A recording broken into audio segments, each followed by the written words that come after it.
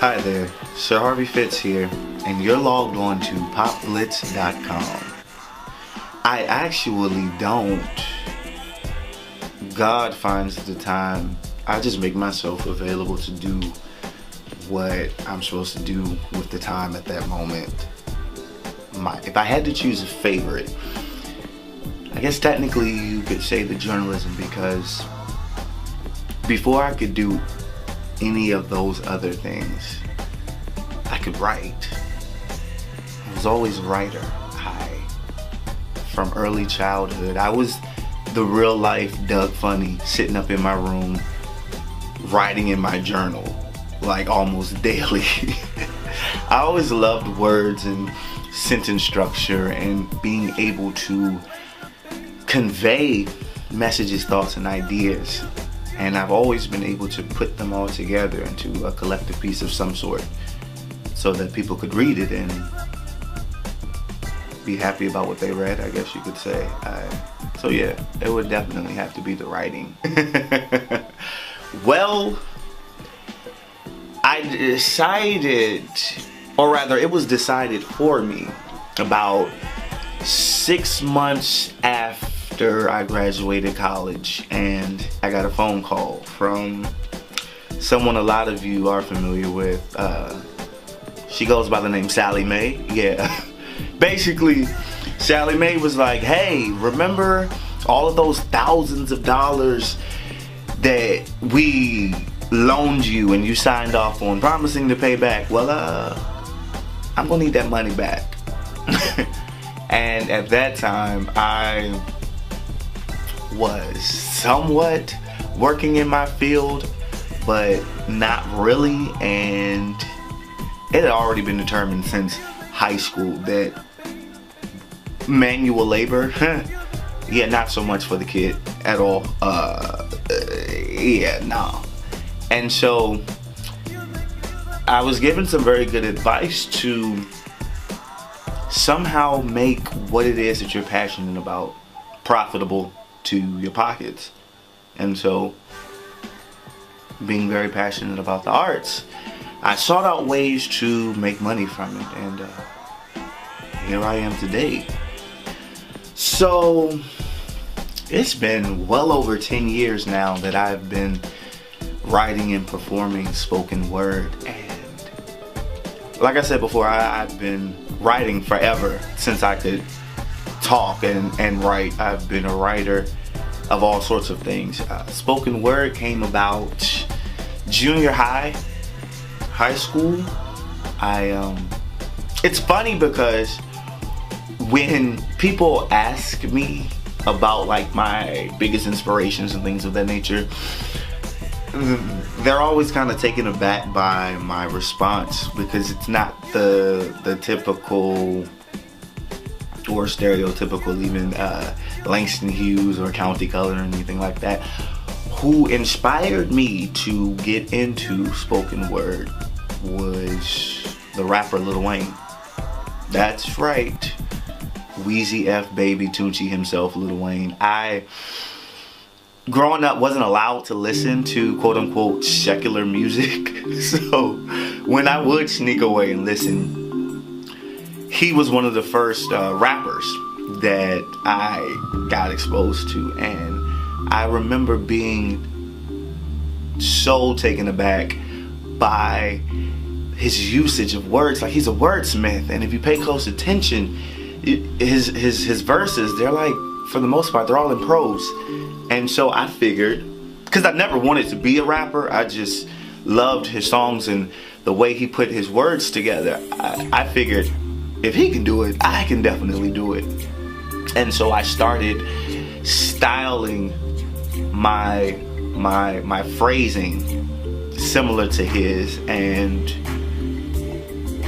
I believe around about that time Def Poetry Jam had become popular on HBO, and I fell in love with that show and would watch spoken word artists on that show and think to myself, yeah, I can definitely do this. So I would like write, throw stuff away and rewrite until I got a good rhythm going. And yeah, that's pretty much how that happened. My favorite topics to discuss, I guess you could say social justices and injustices, as well as a lot of my works are on love, but I must state this, as I have before, 90 to 95% of my poetry is non-autobiographical. Contrary to popular belief, I'm very empathic, and I draw a lot of my ideas and themes from interaction daily with anybody, from lifelong friends to strangers on the street. One conversation can, just like that, spark an entire piece, like 2-3 pages long, and I just go from there, because that's pretty much how I roll. But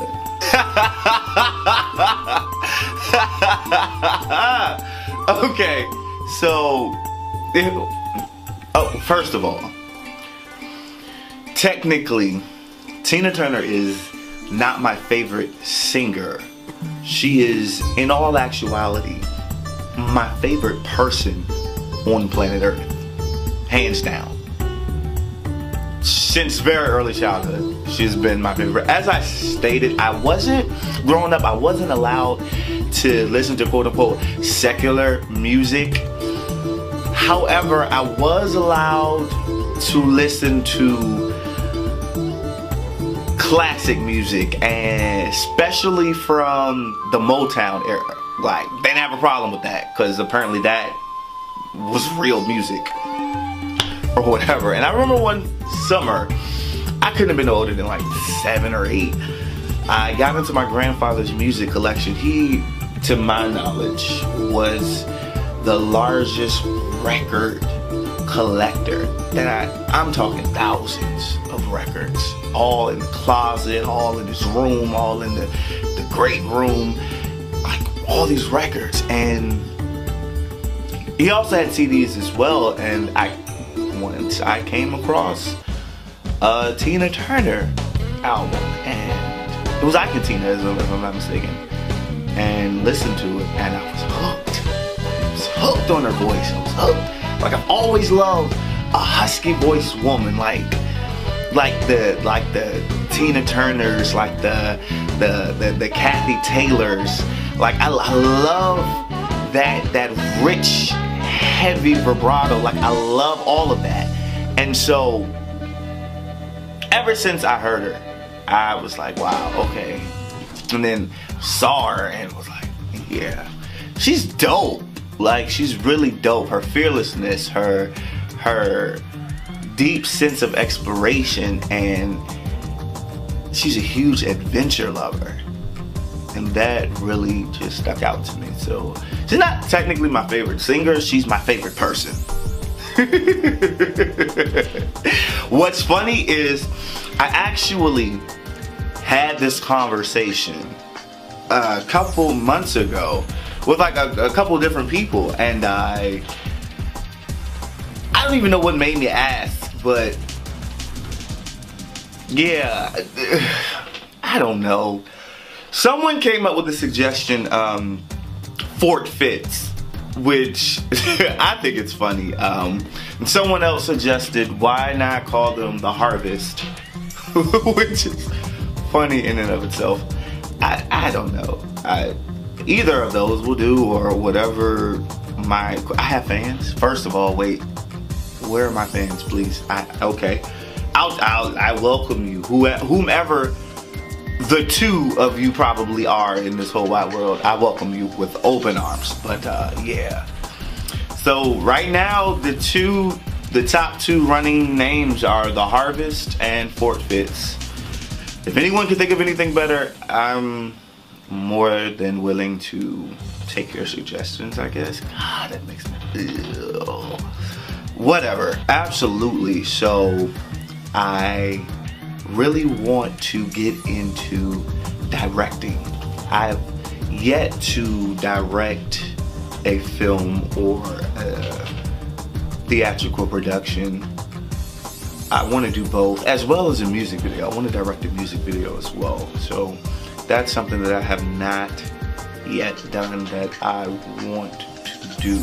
And I haven't told anybody this, but I recently started dabbling in producing beats.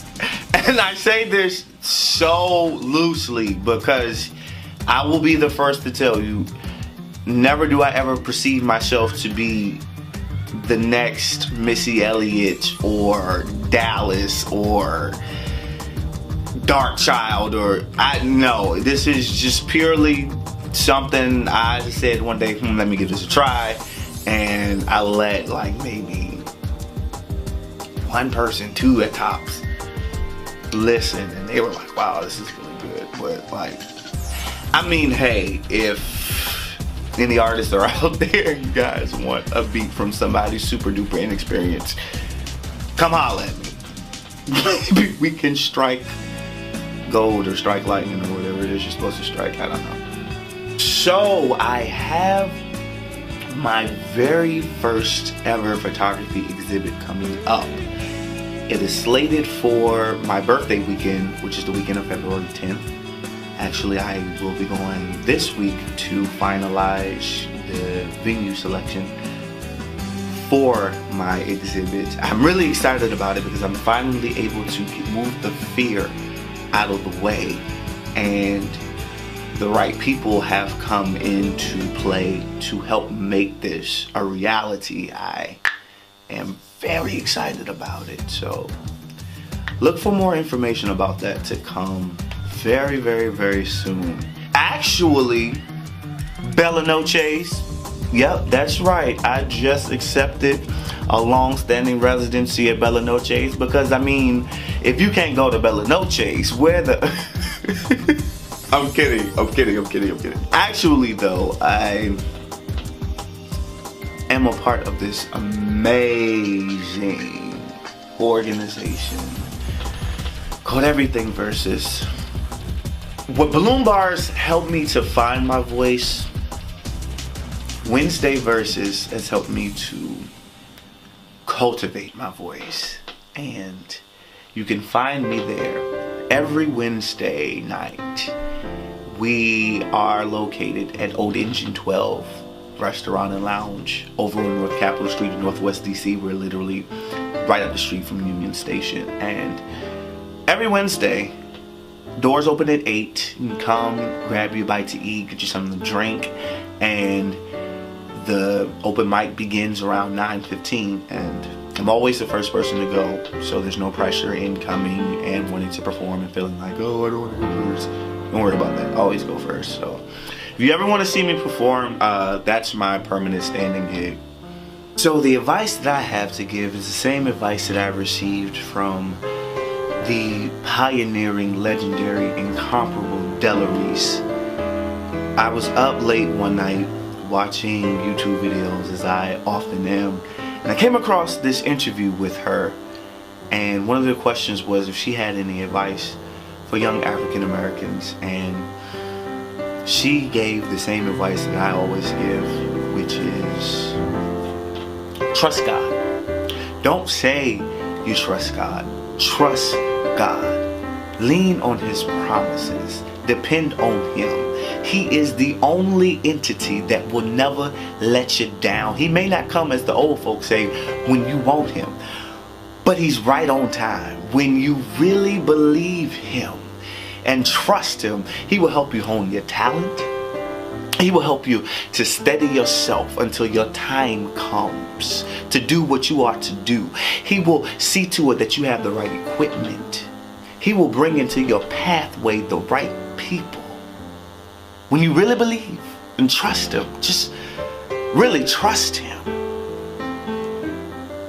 That stuck with me. And